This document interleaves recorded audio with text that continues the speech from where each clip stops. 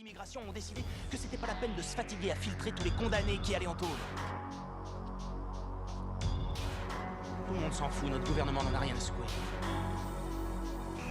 Notre politique des frontières, c'est du flan.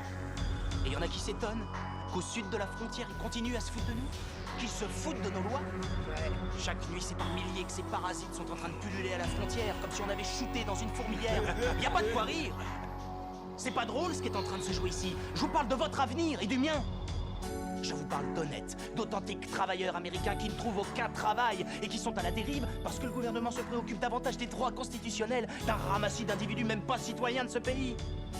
Sur la Statue de la Liberté, on lit « À moi les réprouvés, les affamés, les pauvres ».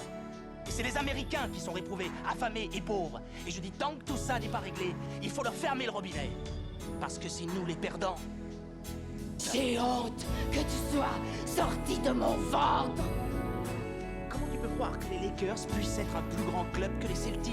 Les Lakers, c'est un feu de paille, c'est du pauvre. Tout ce qu'ils ont, c'est un bon entraîneur pendant 4 ans. Les Celtics, ça c'est un vrai club. Arrête, mec. Les Celtics, c'est ça. C'est l'équipe la plus laide de l'histoire du sport. J'ai jamais vu autant de sales tronches dans un club. Regarde un peu Kevin McHale. Ah, les celles de James Worthy.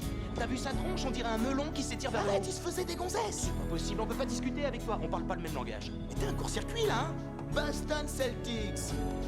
On a combien, là? Ça suffit. Je pense que le moment est venu de vous dire ce que j'ai appris. D'en tirer une conclusion, non? Eh bien, ma conclusion, c'est que la haine est une saloperie. La vie est trop courte pour passer son temps à avoir la haine.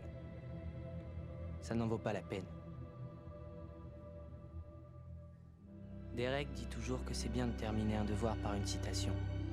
Il dit que quelqu'un a déjà dû en faire une bonne, alors si on ne peut pas faire mieux, autant la lui emprunter carrément.